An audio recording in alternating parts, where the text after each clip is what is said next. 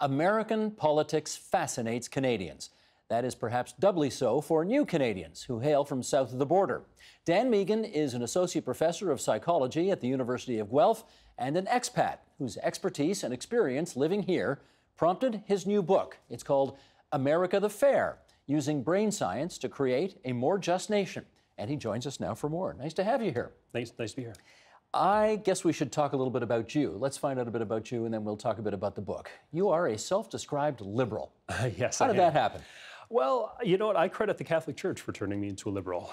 Interestingly enough, I grew up in an environment where the priest in my church talked always about the least fortunate members of society and what we should be doing for them, our obligations to them, and never ever talked about abortion, homosexuality, the types of things that animate some conservatives, including Catholic conservatives today. So we'd with Catholic Youth Group, we used to go to the food kitchen, the soup kitchen in downtown Rochester, and serve the homeless community in Rochester, New York, where I grew up, and it just stuck with me. My parents weren't particularly political, but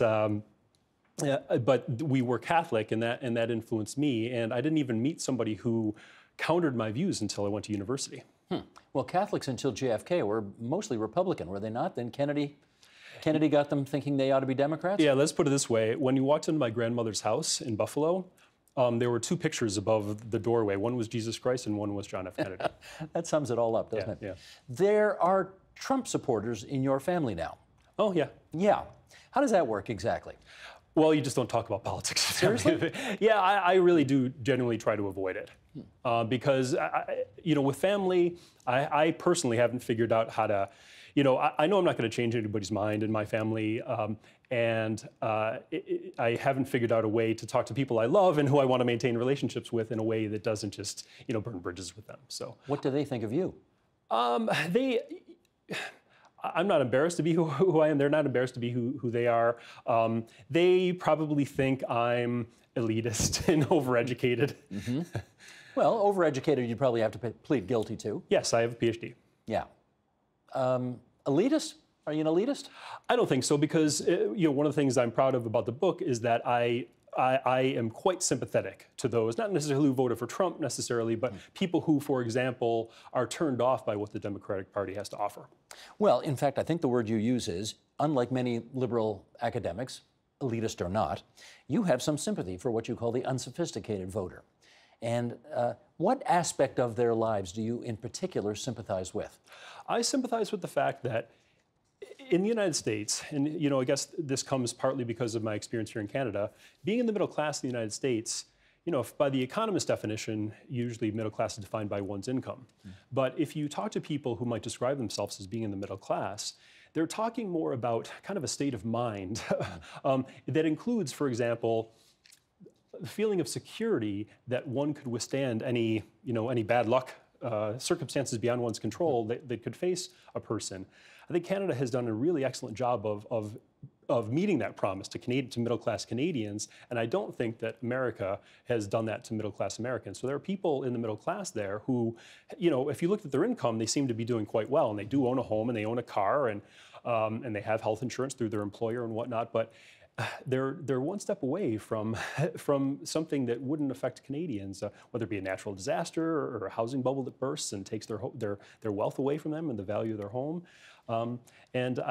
So when a middle-class American is presented with a policy, for example, from the Democratic Party that really only benefits, say, the lower middle class, I don't blame a middle-class American for saying, hey, wait a minute here, what's in this for me? You're not speaking to me anymore. Yeah. And it's ironic, because the Democrats, of course, think they are speaking directly to that group. If you talk to the Democrats, you'll hear the refrain, why do these people vote against their self-interest? Economic self-interest. Yes. Yeah.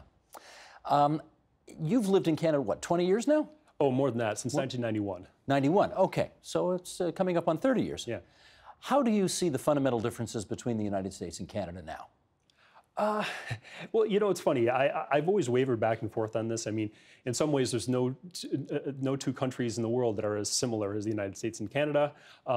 But of course, they are very different as well, and certainly politically. I think, as I said before, I think Canada can be defined by good governance and a citizenry that has trust in its institutions and a level of security about being protected from the worst case scenarios, and I just don't think Americans have that. I don't think there's good governance there. I don't think Americans trust their government, and I don't think that enough people have the level of security that they need in order to support good governance. We do think we're kinder and gentler. Are we entitled to feel that way? I think so. I do start off the book talking about how, for example, and maybe I overstate the case, is that the reason why Canada has some of these protections from the worst case scenarios that Americans don't enjoy is I want to convince Americans that it's not because Canadians are a more generous society per se. I think that when you have a situation, when you have good governance and you have a system that protects people from worst case scenarios, those people, when presented with proposals, for example, that aren't designed to help me personally, but are designed to help somebody who's not succeeding as well as I am, I'm less likely to have these knee-jerk reactions against them because I'm doing fine, whereas Americans aren't in that position.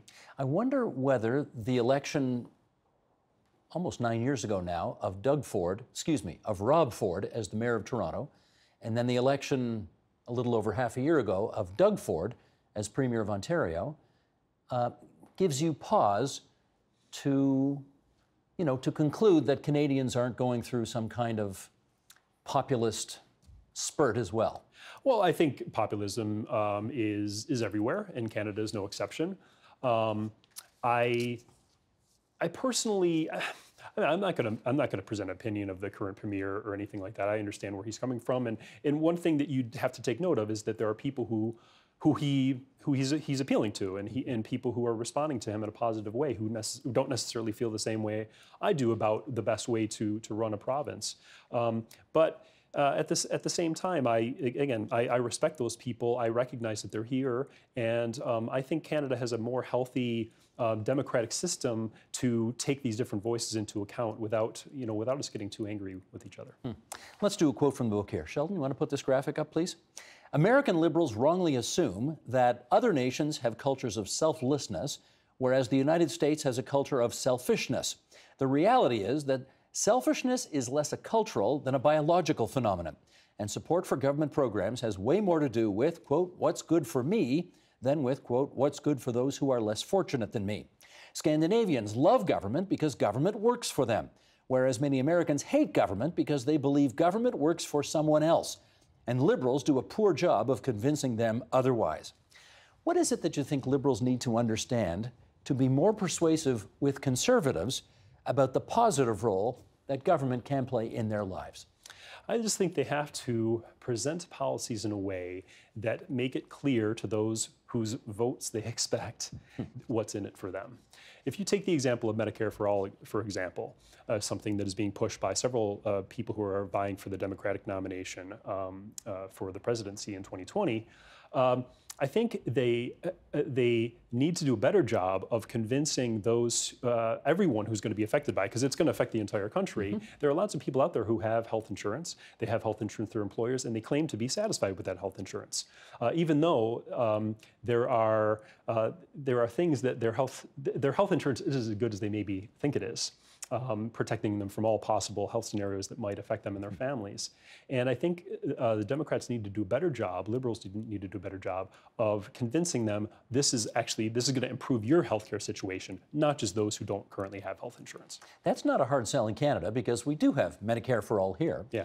But down there, it is a really tough sell for so many people. Yeah, it is. So I think it's fair to say it's mostly the more progressive members who are seeking the presidency in the Democratic Party who are running on Medicare for All.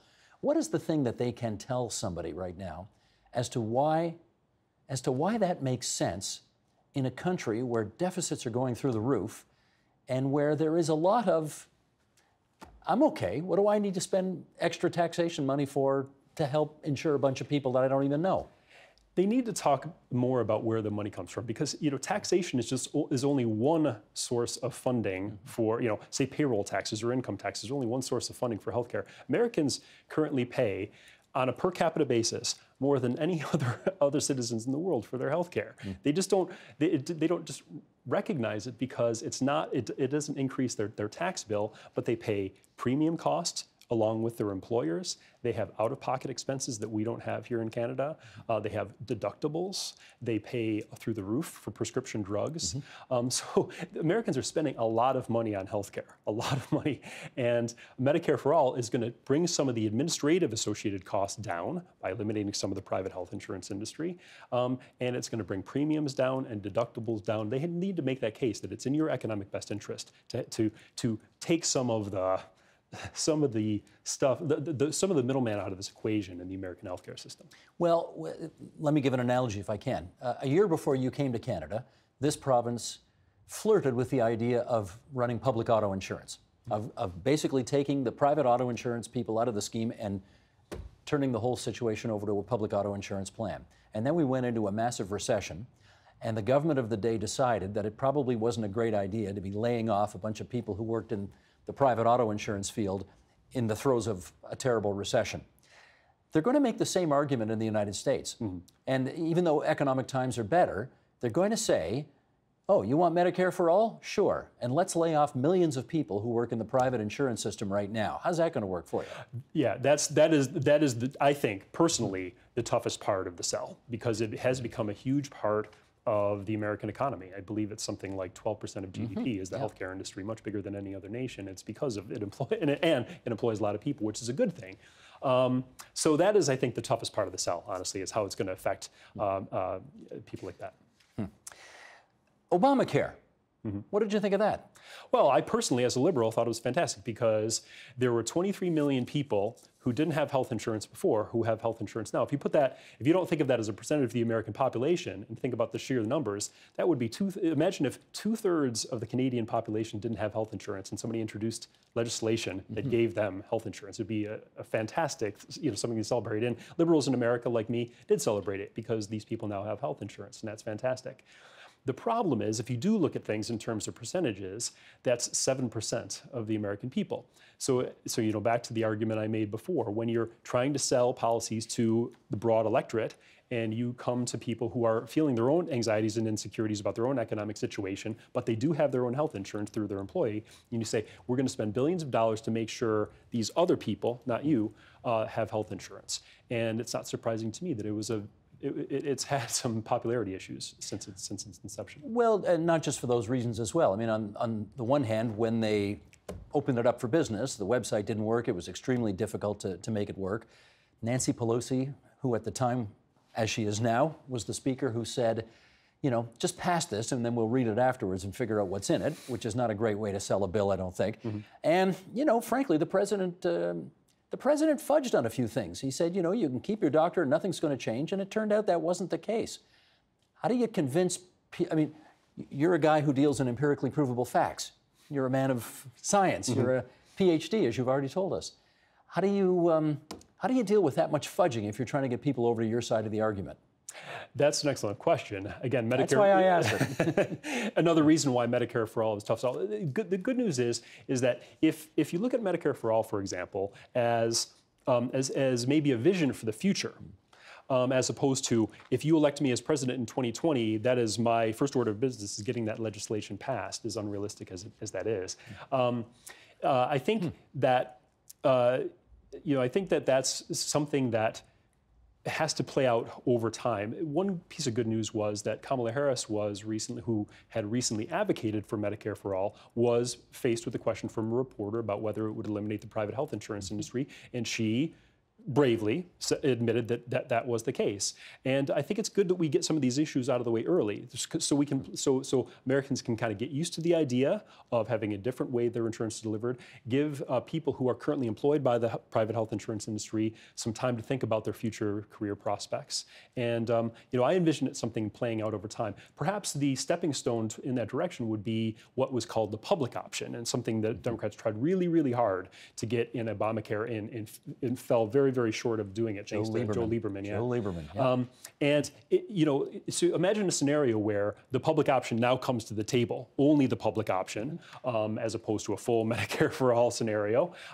And a lot of people say, hey, that's the option for me. It becomes popular, it becomes cost effective, more and more people adopt it, and before you know it, a good chunk of the American population, not just those over 65, are enjoying Medicare, and everybody else wants to jump on board, and you could see how it could snowball from there. I want to ask you about another controversial issue. Some years ago in this country, the government of the day decided that because of the treatment of Japanese Canadians during World War II, many were interned, there would be a compensation program for them and their descendants. African Americans are making the same case today. What do you think? Well, again, I'm a liberal. If you ask me, I have, when I read the arguments for reparations, it makes perfect sense to me. It makes perfect sense that the descendants of slaves have never fully recovered from the situation that their family started in. They continue to experience injustice. They have not built up inherited wealth in the same way that other people who had different origins. And so it makes perfect sense. On the other hand, and I say this with reluctance, I have a hard time seeing it as a winning issue for the Democratic Party in the near term in the 2020 election. I was, reluctantly disappointed that it came up because I don't think it's an issue that's on Americans' radars in a big way. It's on the radar of left-leaning Americans who hang out on Twitter all day. It's not really an issue that a lot of Americans are, raising their hands and saying, please do something about this. How much would it inflame red state voters? Probably a lot. I mean, I don't know, I think what Democrats have to be more worried about are purple states than red states. But I don't see it as a winning issue. I wish it could be a winning issue, but racism hasn't gone away in America. What's a cheeseburger liberal? So cheeseburger liberal, that comes from a well-known skit from Saturday Night Live featuring John Belushi and Bill Murray and Dan Aykroyd, where people would go into a Greasy Spoon diner, and you expect when you go into a place like that that there is a varied menu. You can get a cheeseburger if you want, you can get scrambled eggs if you want. And when people walk into the diner, they ask for scrambled eggs, and John Belushi informs them that no, cheeseburgers is what you're going to have. And that's what I compare liberals to, because liberals have been offering the same types of policies to Americans for years and years and years. And some Americans like those policies, other Americans don't. And liberals haven't changed their tune. Democrats haven't said, oh, what we're selling, Americans aren't buying what we're selling. Maybe we should try something else. To what extent do you think that liberals are liberals and conservatives are conservatives because they were born that way? That's a tough one. I'd have to go way into the realm of speculation about this. I talk about it a little bit in the book. I think some people are natural-born empathizers, people who, when they see other people suffer, they feel their pain, and I think those people are more likely to end up liberals as adults because they look around them, they see pain in the world, and they can't not do anything about it. I think there are other people who are a little more self-oriented in their moral domain, and those people might be more likely to end up conservative, but I think culture probably has a lot more to do with it.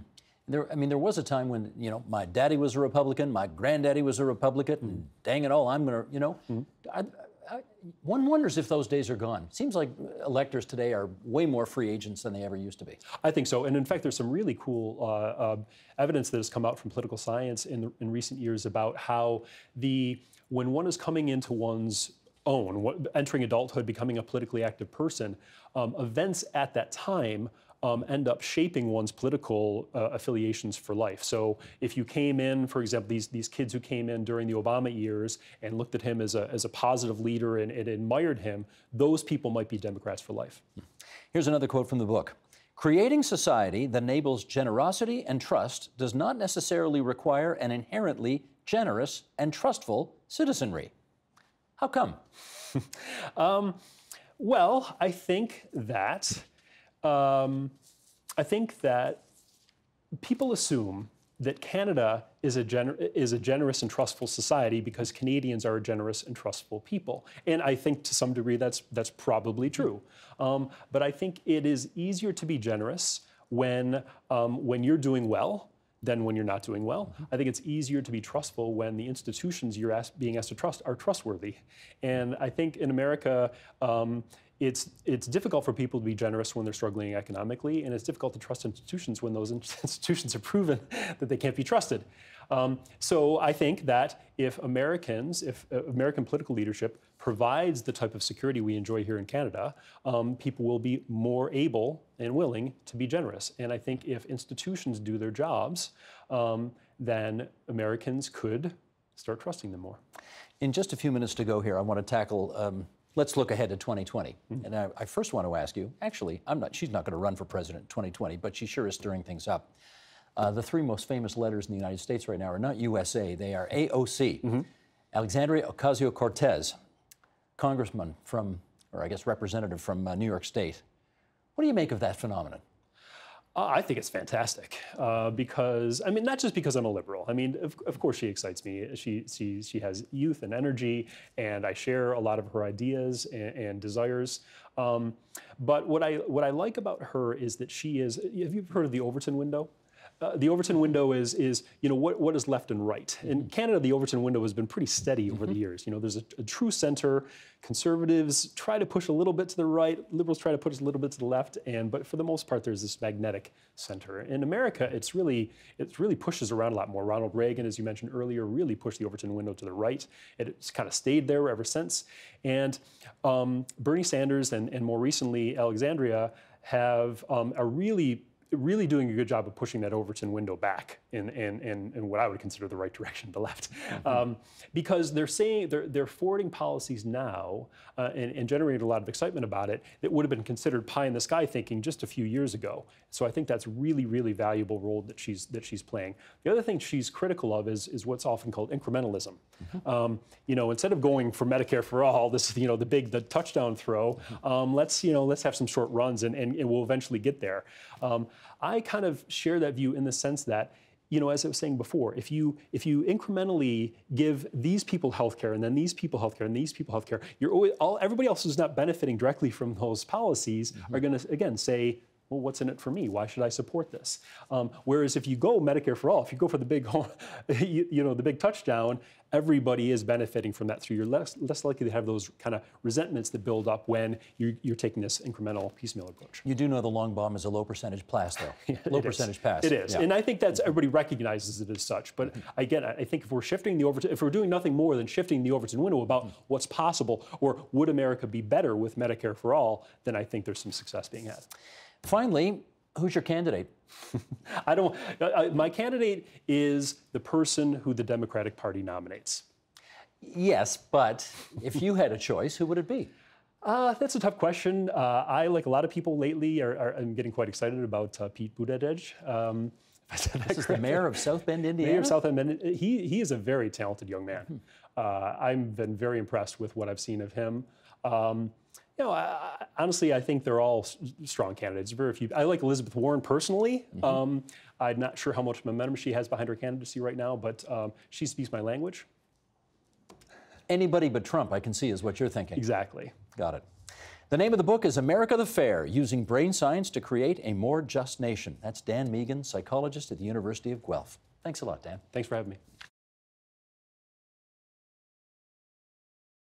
The Agenda with Steve Bacon is brought to you by the Chartered Professional Accountants of Ontario, helping businesses stay on the right side of change with strategic thinking, insightful decisions, and business leadership. Are you on the right side of change? Ask an Ontario CPA.